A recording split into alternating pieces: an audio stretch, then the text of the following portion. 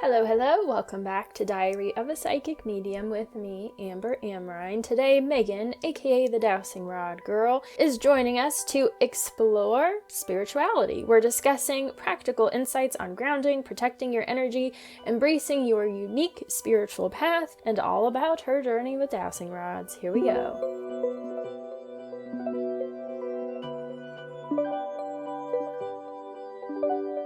Alrighty, so excited to jump right on in. You've probably seen Megan on social media answering questions with her dowsing rods. She's definitely played such an important role in the spiritual community, I feel, in normalizing this stuff, making it accessible. So today we learn about her journey and discuss ways of making this venture into spirituality much more practical and exploratory.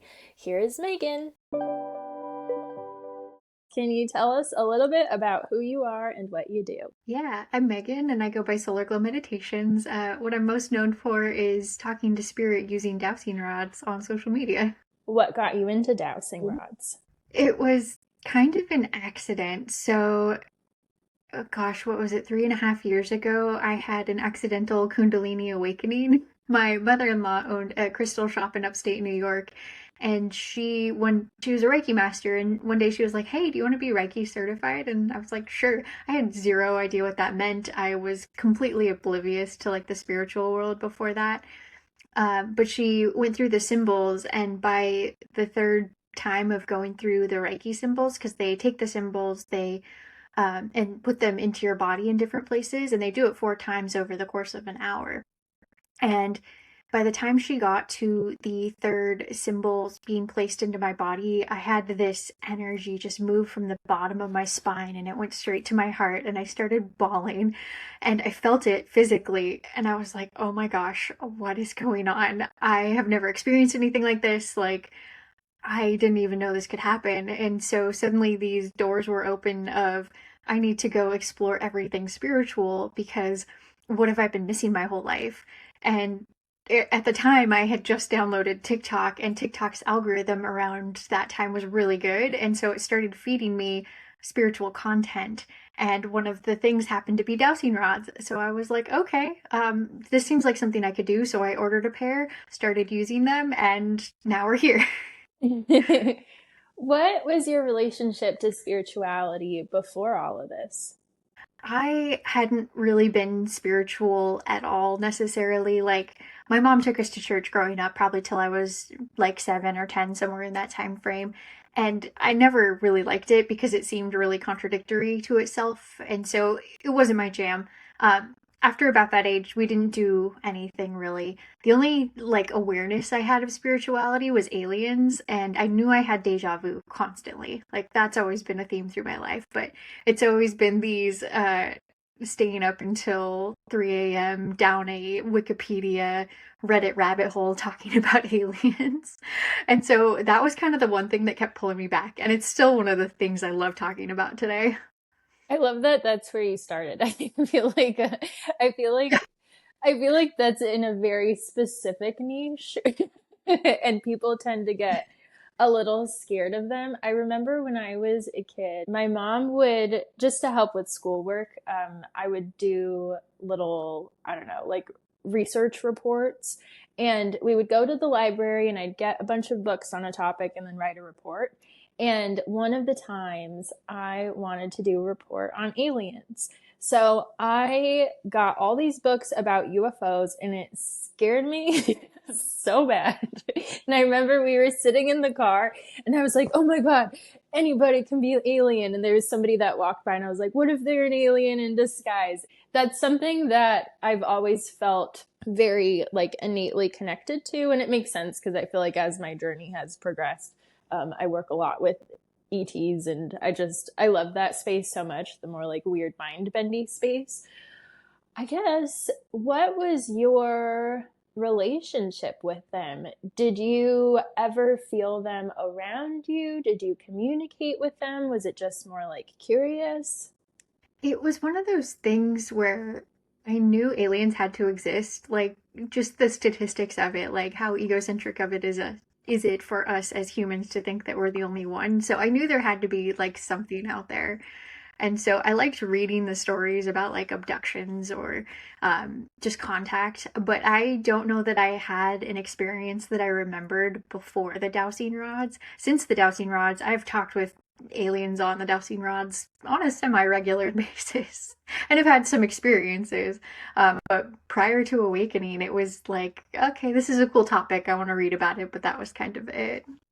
Oh, interesting. How did your, I guess, relationship with reality then change going into the dowsing rods? That's a tough question. It's kind of one of those things where like my whole world got turned upside down, but I did it in a way that was very tiptoed into spirituality. I've been very careful to not dive too far off the deep end because I'm always kind of been I've been aware of spiritual psychosis and how that can be really damaging to people. And so when I feel like I'm getting too far down a rabbit hole, I tend to come back and say, okay, I'm going to go plant in my garden or go for a walk or go get ice cream or do something that's very like human centered focused because it's so very easy as you dive into this stuff to just end up in like a nihilistic viewpoint of like what's the point or oh my gosh like the whole world's going to end tomorrow or like kind of those dead ends that are not constructive to life. Um, and so I've tried very carefully, like as I explore topics, to wade my way in as opposed to jump off the deep end. Yeah.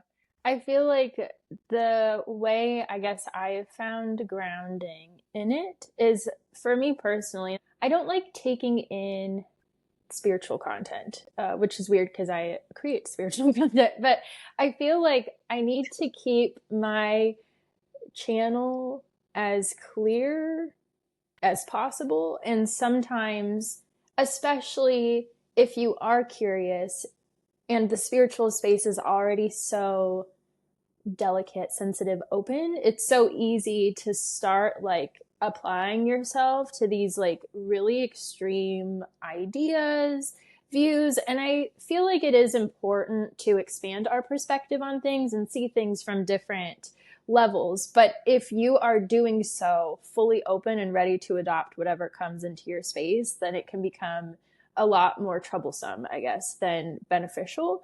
And I think, as you're saying, like even sandwiching things between like petting your cat and then reading something, taking a dance, and then, like looking into something, I feel like it allows us to have the space to sort of incorporate what we're ingesting so we don't just take it all on without there being any, I guess, like active thought behind it, really analyzing what you resonate with it and why. You know what I mean? Absolutely. And I think you make a really good point. I actually don't consume a ton of spiritual content anymore. Like I like seeing some reels on social media of like what are the astrologers saying about this week, but I I find myself kind of pulling back even from reading a lot. Like I'm very careful with what I ingest now because of that exact like trying to keep channels neutral and open. I'd rather discern for myself what the truth is than have somebody tell me if I can. It's a lot of work to do that, but it's important. Yeah, absolutely. I feel like it's interesting because in this space, I do psychic mediumship and I channel. And usually it's like, oh, the standard is you do astrology, you do tarot. I don't know how to do either one. I don't dabble into either one. I feel like I feel like there's nothing wrong with carving your own path. And if anything, I feel like it makes it a little bit more special. Even you with starting with dowsing rods, it's not necessarily the traditional way of going into this stuff. But when you find something that resonates and you devote yourself to what feels true to you, that's where you get into the meat of the good stuff. It helps you better understand your channel and why it operates that way because we are all unique for a reason. And tarot cards won't resonate with everybody. Astrology doesn't resonate with everybody, and that's totally fine. Absolutely, 100%. And I do like to dabble in all of these medium things. Like, I like the tarot cards. I like astrology. I don't always understand the terminology. Like, it gets very dense for me very quickly. But I like seeing bits of it, just trying it out. Yeah, I think for me, I don't like being told what to do. And I feel like sometimes with astrology, it's like, same with tarot. It's a similar thing with the tarot cards. It feels too concrete. And so I'm like, you know what? I don't want to do that. I don't want my life to go that way. I have free will. So I tend to resonate more with, like, Exactly. I don't I know, love that. oracle cards, where I feel like oracle cards tend to, I don't know, take more into consideration where you're trying to go and how to align with that. There's a little bit more freedom. So I personally just like things with the freedom. But again, different flavors for different people. Absolutely. Yeah, I like the Oracle decks too, even more so than the tarot as well. I feel like tarot, a lot of it can be construed negatively very easily, and I'm like, I like these like softer messages that Oracle cards deliver. Yeah. What are your favorite types of beings to communicate with on the dowsing rods? Um, I hear them in my ear already. Usually I'll say Archangel Michael because he is just hilarious to me. He's very funny. I don't he's like, you can use more descriptive words than that. Um, but he's been kind of one of the like the solid spirits that I'll connect with. I also really enjoy connecting with Sophia lately. Just sort of this expression of divine feminine. I know a lot of people don't necessarily know who she is. She's often embodied as this divine feminine, or like wife of Christ is another very common term. She's usually associated with like Gnosticism, but I tend to see her as just one aspect of the divine feminine. And so she's been a good one to kind of move into. She's very soft and gentle to me. I love that. What does it feel like when, I guess, is there a distinction between just using the dowsing rods versus like just channeling, or are they sort of intermingling? To me, they intermingle. The not so secret is that I don't need the dowsing rods anymore. I tend to use them because people still like the visuals of them, but most of what I'm getting comes in my head now as opposed to through the rods. Are you mostly clairaudient, like hearing the messages, or what senses does your intuition speak through? Usually clear cognizance. Most of the time, I just know the information. Occasionally, I'll hear. Occasionally, I'll get pictures and clairvoyance and see. For a while, I was really into just feelings. What is that? Clairsentience? Mm. I don't so much. I will occasionally get tastes and smells, but that's very rare. But those do come through as well. Yeah, those are always the weird little outliers. I like them because they can, like, help you get a little deeper. Like it tunes things up a notch, but I feel it's very rare for someone just to have their main abilities be through smelling or tasting. Um, those are always interesting ones. Absolutely. Do you use those ones as well? I do. I'm mostly clair empathic, so I feel like the emotions, the experience of beings. I tend to work more internally, so like clear cognizance, clear sentience, it's more like in the body, but I will also like see or hear, sometimes smell or taste. It just sort of, as I'm sure you experience as well, it sort of depends on the message, depends on the being, depends on your relationship to it, depends on how you're feeling that day. Some things just hit the spot a little bit more than others. Absolutely. I totally get that. What does your relationship with spirit look like on a daily basis? I guess, how do you maintain groundedness? What is your balance? Yes, I tend to be very intentional about my grounding practices. If you guys follow along on Instagram, I go on a walk every day and talk to Oh, people me on Instagram too. stories.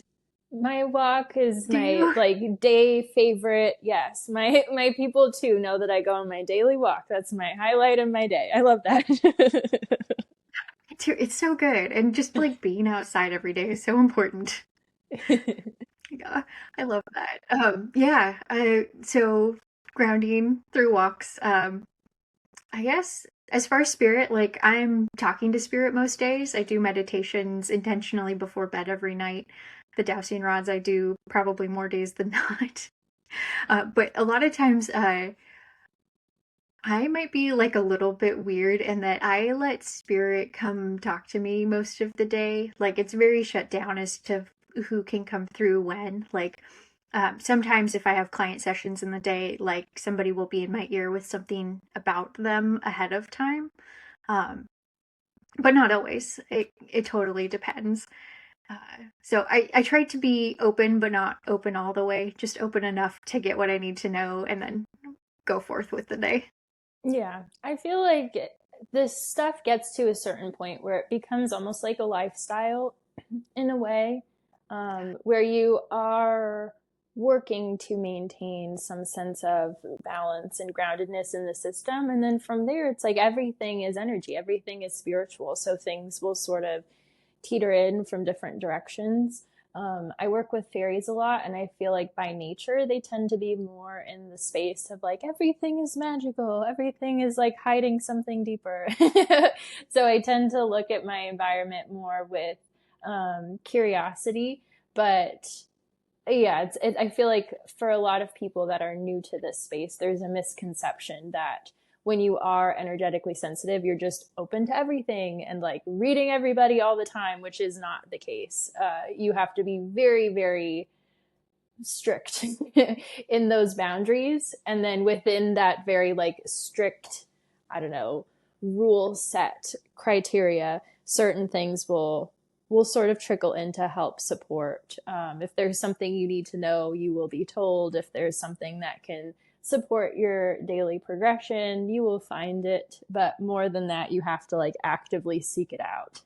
Absolutely. I will say though, so sometimes even with trying to be closed, when I go into public spaces in like airports especially, some people don't know that they're projecting their thoughts really loudly. So even though I'm only letting like my spirit team through, sometimes people are like screaming so loudly in their heads that I'm like doing a double take of what the heck did you just say? Because I almost think like, did they actually talk to me or is this in my head? And it's kind of this double take of, oh gosh, okay, I need to not be the weirdo, but is somebody trying to get my attention? Yeah, my dad used to do that when I was a kid, and we would be going to sleep. I would tell him like, "Hey, stop thinking. You're thinking too loud. It gets really loud sometimes." Oh my gosh, I can only imagine like trying to shut that off while you're trying to sleep as a kid. That's hard. How do you view the world? That's a good question. That's a very broad, tough question to answer, but I appreciate it. Um, I try to remain as positively oriented as I can, but not so much so to ignore the shadows, ignore the bad things, and not work through the hard things. So I really like, especially in this kind of space and public persona, I really try and keep it positive. Like that's kind of my MO. Like trying to keep questions fun and people interested because there's so many like ways to be dragged down in the world that if you give your attention, that's where you're going to end up. And it's so easy to like kind of fall into that trap because that's what keeps people coming back is like this kind of self-reinforcing negativity. And so I try to be the opposite of that. This self-reinforced positivity. Um, I can say that I'm human and don't always embody that perfectly, but that's where I try to be. I do try and think life is fun. Life's the stage. We're all actors, and it is what it is. So it's serious, but I don't want it to be too serious. Yeah. How does being more in the public space, I guess, affect your channeling? And I'm not sure where I want to go there, but I'll just kind of leave it broad for you to take wherever you desire. So there is something magical about like doing this publicly for everyone. I do a lot of speaking events, live in person events, and when I go to those spaces, the energy in the room is amplified so much more than if you're at home by yourself doing it alone. And so I'll teach like how to use dowsing rod sessions live in person, and everybody at the end of the session is always like, yeah, they work great here, but I can't do it at home when I'm by myself. And I think even being like doing this for the public on YouTube, like when I'm doing dowsing, it can, some of that energy is pulled in from the audience and the attention that it grabs to kind of help power that forward. It's not that I'm necessarily like trying to steal energy. That's just kind of the exchange that happens by getting the attention, right? So it's interesting because I feel like maybe it's a little extra powerful because of that, but at the same time, like it's still just me talking to Archangel Michael or Merlin or Sophia or whoever it is and going from there. So I don't know. Does that answer your question? That's Yeah, kind of I where I like took I that. said, I'm not sure where I was going there, but that was perfect. I was just curious. I was just curious the dynamic. How do you deal, because sometimes people are not very nice. How do you deal with more problematic comments or protecting yourself in that space in that way? Absolutely. My number one rule is that I don't look at comments, specifically on Instagram after maybe the first hour or two of posting something, because that's usually when things start to devolve. I also recognize that a lot of negative comments, like there are real people in there, but there's also a lot of bots. And some of that Mm. is rage bait farming because it drives more attention to the platforms and all that kind of thing. And so I almost, in a sense, dehumanize some of those things. And there's also this the saying that goes, if you wouldn't take their advice, why would you take their negative feedback? Like, okay, everybody's different. I'm just doing my thing, and if you don't want to be here, that's okay. But if you're here, great. Thank you for being here. And some of it is people needing to learn to grow and where they're at in their space, and I want to honor that. So that's kind of where I go. I will say, occasionally comments do get to me, but I try really hard not to let it. It's hard. It's And I feel like it's also just the way our brains are designed, where we look for danger, right? And there could be, you could have like a field of daisies, but there's one snake. There's one snake, and that damn snake is going to be at the forefront of your mind, even if you know it's in the far corner. That's all you're going to think about. And I feel like with public spaces, it's just so, it's such a weird, you have to have a thick skin. And I feel like, especially being in the intuitive space, it's hard because it's like by nature, you have to be gentle enough to acquire those like higher frequency relationships. So it's very strange. And I feel like sort of even speaks more to what we were talking about before about that balance between like grounding yourself while also being open, but only being open to certain things. Like some things you just have to have a really strong wall against so that it doesn't ultimately damage you. Because if your purpose is to share, you got to share. And that one little snake in the corner, isn't meant to bring you down. Perhaps the exchanges for their own evolution, as you were talking about. Exactly. Well, and there's also this element of, well, is this feedback or criticism accurate? Like, is there validity to that? And so sometimes it's taking it in just enough to feel into it, like, is that right or no? And then Mm. letting it go. And that's a whole other skill in itself. Yeah. What part of you had to change in order to fully lean into this work? The big thing was I left my corporate job in January. Um, it's been kind of a wild ride. I think I've been on social media for about 3 years now, and my channel took off about 2 years ago. And so last year, I said, I'm going to give myself a deadline. If I can turn this into an income stream that can support me, I will quit my corporate job. And if not, then I will quit doing this. Because at the end of the year, I knew I was going to be exhausted and burned out. I was so exhausted and burned out. I was shocked. I don't think I did anything for most of December 2025. Like, I just laid there. It was the bare minimum. But I looked back at the end of the year and said, holy cow, I've done so many things. I've been invited places, speaking events. I got a chance to go to the Monroe Institute and do their Gateway program, and just all of these spaces where people invited me in.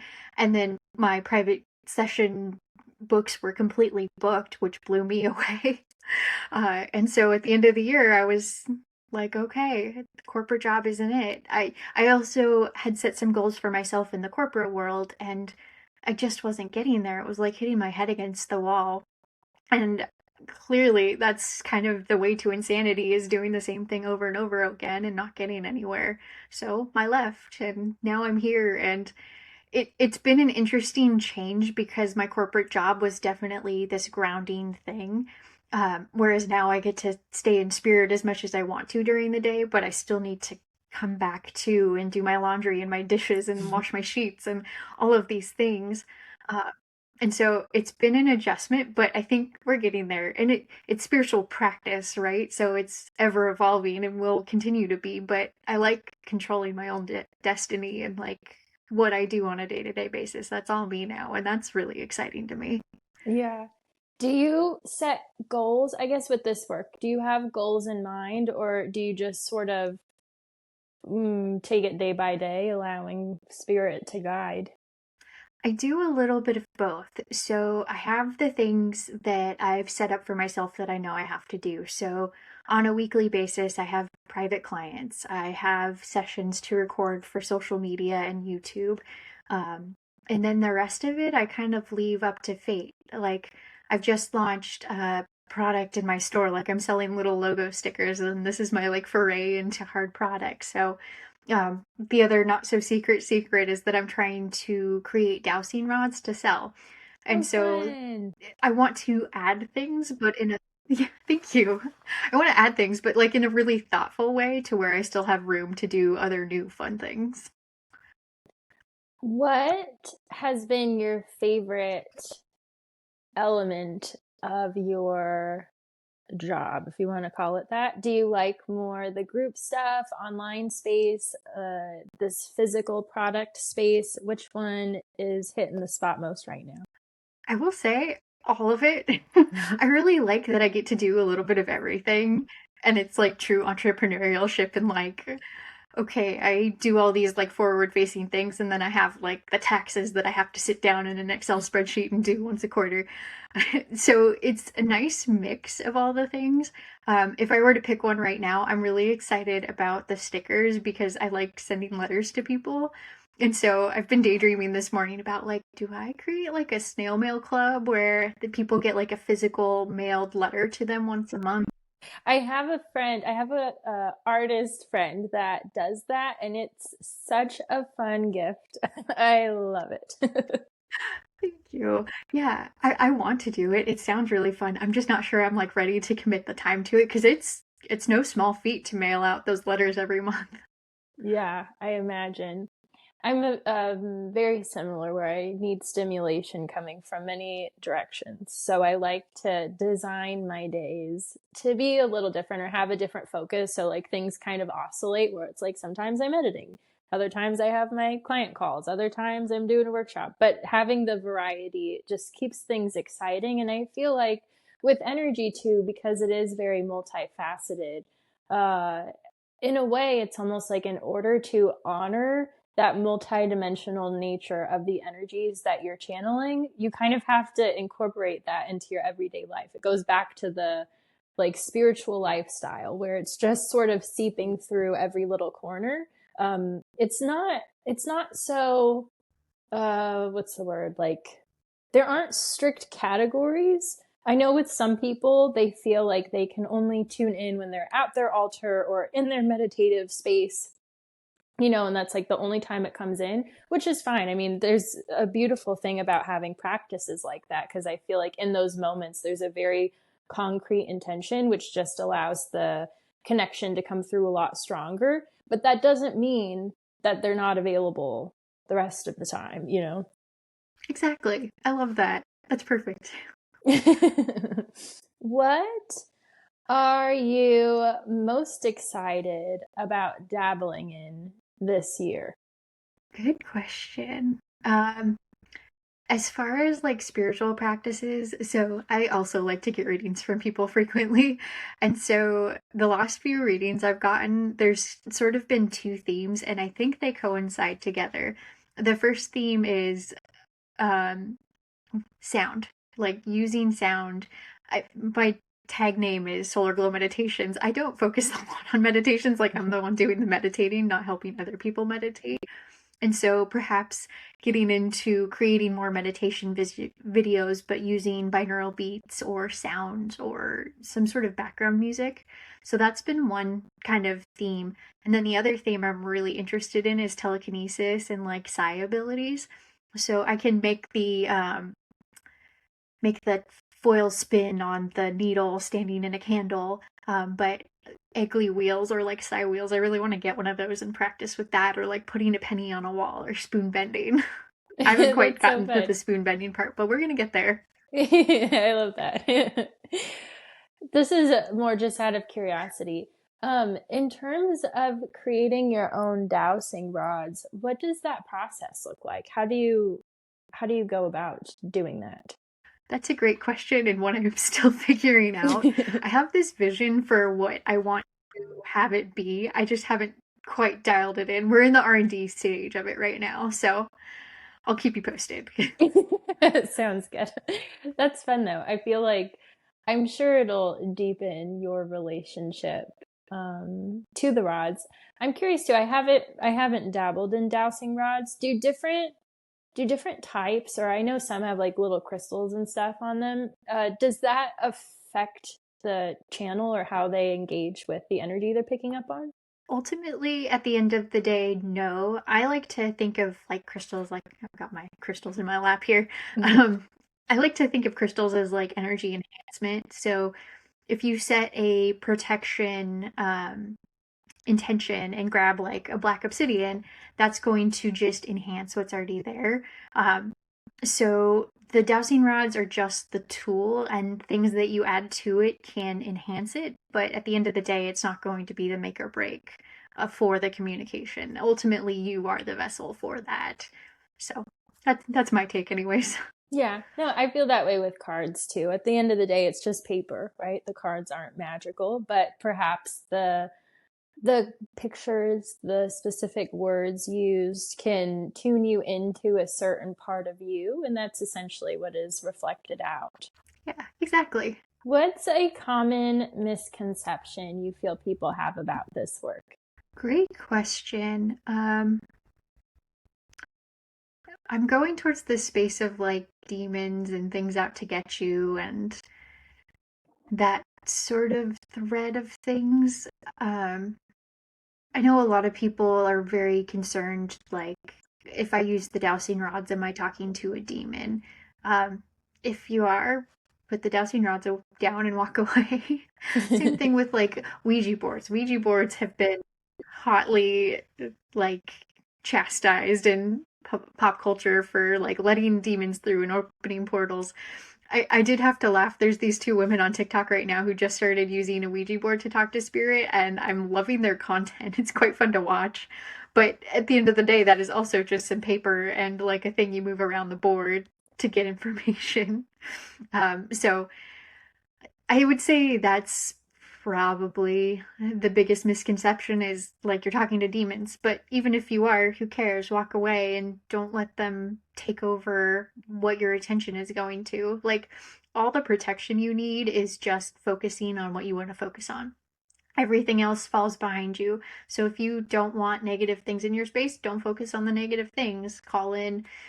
You can call in Archangel Michael or Jesus or whoever resonates with you and say, hey, can you help me? And feel the uplift and move about your day in this positive way that doesn't let them through. Yeah, energy shifts so much faster than people do, right? So I feel like even with heavier energy beings, I mean, two things. One, at the end of the day, we're all love. We're all made out of love. We're all made out of the same thing. And certain things may happen where, just as with people, an energy can be disconnected from that fact. Whether it is a spirit of someone that had a really rough life and now they just hate the world because they were like traumatized their whole life. And sure, that's completely understandable. But now that frequency of love that is innate to them is so foreign that uh, it almost feels like something, it makes them feel vulnerable to it and not in a good way. So, what I've noticed with heavy energy beings is the heavier they are, the more disconnected from love they are. So, when you just give them a tiny bit of compassion, it sort of like wakes up their heart a bit, and the energy just completely shifts and it leaves. Heavy energies are so easy to deal with in a way because they just need some love. It's like a flame, right? Or a light around darkness. The darkness can't come in if you're maintaining that frequency of love. And the more that you can feel safe and secure in your heart, you are innately protected. There's nothing weird around you. Everything is a reflection of us. So I even feel like a lot of times, if there is a heavy being around someone, there's probably something that they're neglecting within themselves that this being is then reflecting. It's like a shadow aspect or something. So going back to that compassion and that love, give love to yourself, give love to the part of you that feels scared, that feels vulnerable, and it can't hurt you. Like things shift so much quicker there. Yeah, absolutely. That's beautifully put.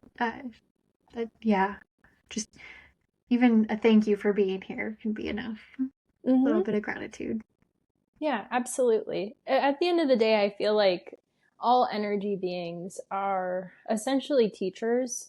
I mean, everything is really a teacher, but because energy is so much gentler. It moves with so much more flexibility than physical circumstances.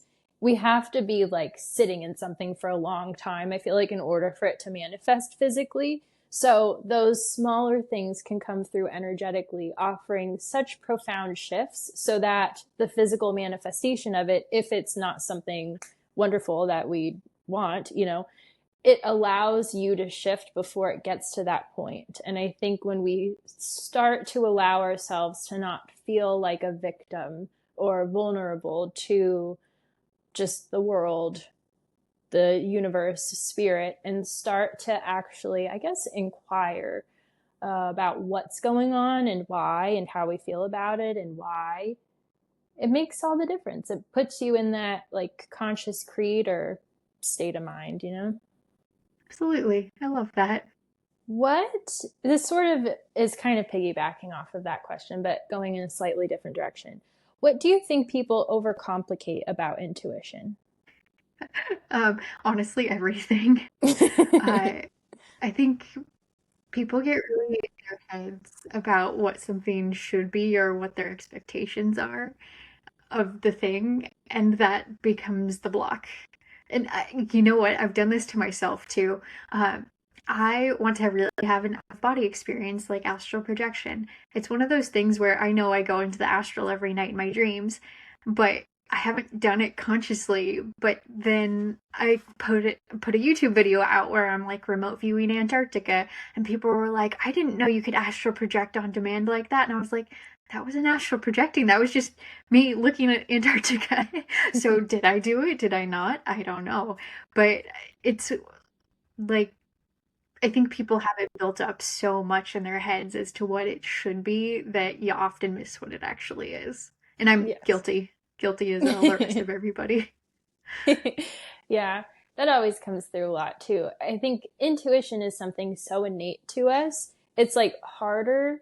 It's harder to surrender enough to just be and do it than it is to like let it go. It takes so much more focus to tune into that intuitive space because it's so subtle. It's so subtle. It's such an interesting thing. What does I guess what is the experience like for you when you have intuitive nudges coming through that are very loud versus ones that are more in that subtle space? I think it depends. It depends on how the information is coming through. If it's that person walking through the airport shouting out whatever their thoughts are at that moment, like that one's pretty obvious in my brain, and I'm wondering if everybody else around me is hearing it. Maybe not if they haven't paid attention to it, but Some spirits are very, very subtle, and it sort of depends on how they come through. A lot of times, or not a lot of times, I also do some mediumship in my dowsing rod sessions, and some spirits, especially ones that are recently passed or have like a really heavy passing, those ones can be very difficult to read for me because they just aren't very present to kind of discern information from. And so a lot of times I'll call in another spirit to help me kind of read what's going on with them.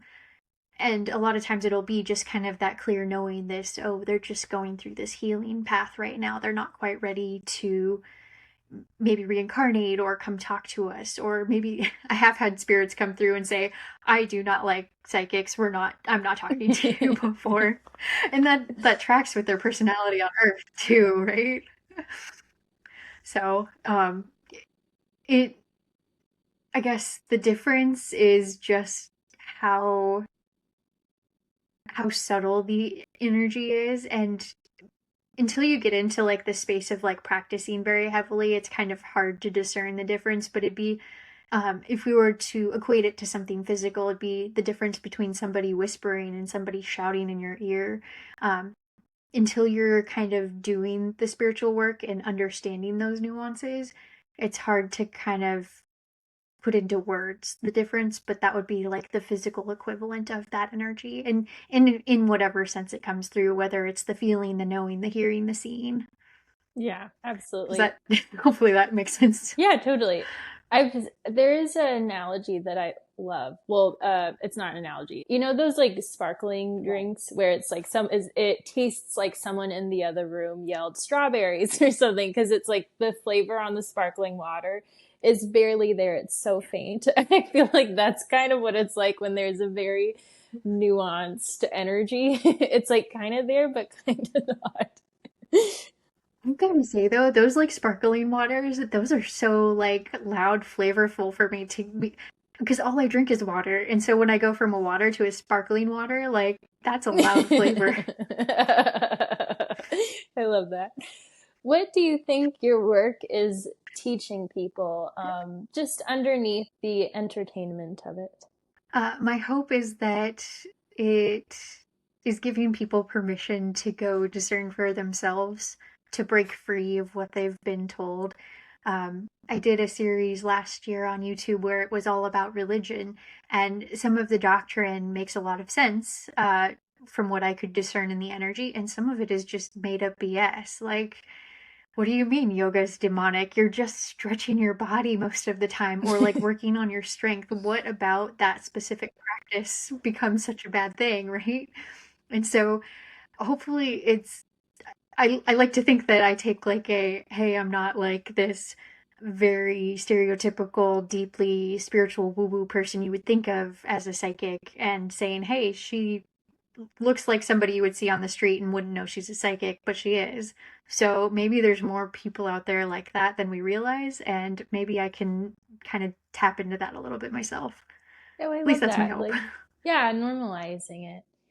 Are there topics that you Yeah, feel you have to hold back on or you feel restricted to speak on? absolutely. And it depends on the channel. So politics, I put behind a paywall on YouTube for my own protection. There's 1,000 opinions out there about politics, and like just about everything we interact with is politics, but um, what people discern from that can be very different. And so that's like one protective boundary I've put up around myself. Um, the algorithm, it absolutely has things it will not let you talk about, like how people say unalive on social media because you can't say shot and killed. Sorry if that's bad for your, you can censor that if you need to on your No, no, you're podcast, but good. so it's like dumb things like that where like I have to be aware of it enough, but that doesn't change what the message is for me. It's just how loud does it become? Where do I post it? What does it say? Um, so that's really the biggest thing.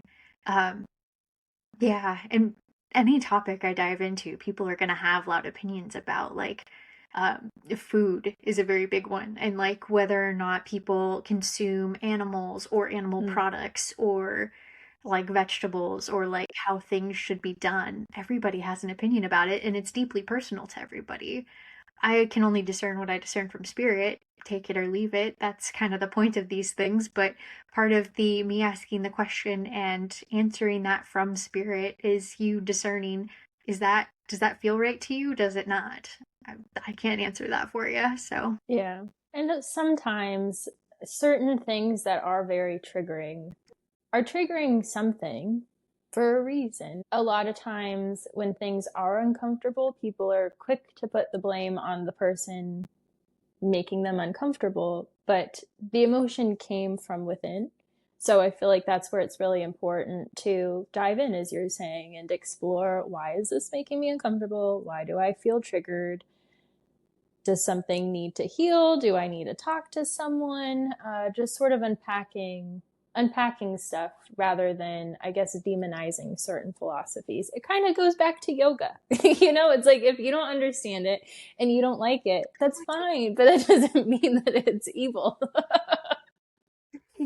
okay, so my favorite like metaphor to use for this is most people agree that killing other people is bad, right? So like murder is not a good thing. We shouldn't be doing that. But then you talk about things like capital punishment, like if they murdered somebody else, does that suddenly justify taking their life?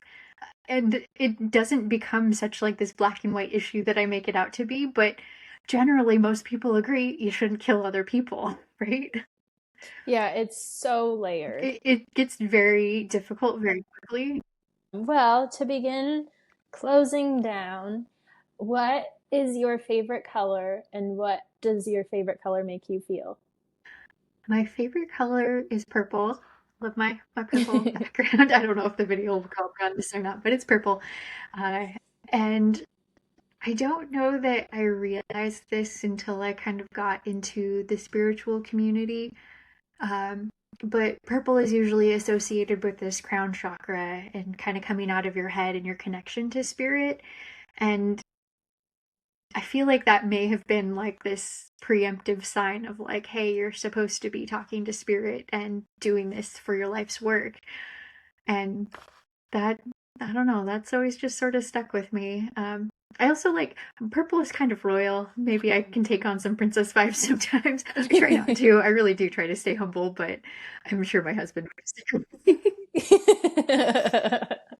You know what? Hey, do whatever you need to feel special. Where can people find you? Absolutely. So I go by Solar Glow Meditation. I'm on Instagram, TikTok, Facebook, Threads, Blue Sky, I think is out there as well. YouTube, if I didn't say that. I also have a website, solarglowmeditations.com, where you can book private sessions if you're interested in having a dowsing rod reading. And I think that covers it. Beautiful. Your stickers and such, those would all be available on your website as well. Yes, absolutely. I have a little shop button on solarglowmeditations.com. Beautiful. Well, thanks so much for your time. This was such a fun chat. Absolutely. Thank you so much for having me. This is great. Of course. Thank you so much for coming on and chatting. It was such a wonderful time chatting and getting to know your story. If you would like to learn more about Megan, all of her links will be in the show notes. As always, I am sending all my love. Have a splendid rest of your week, and I will see you all very soon.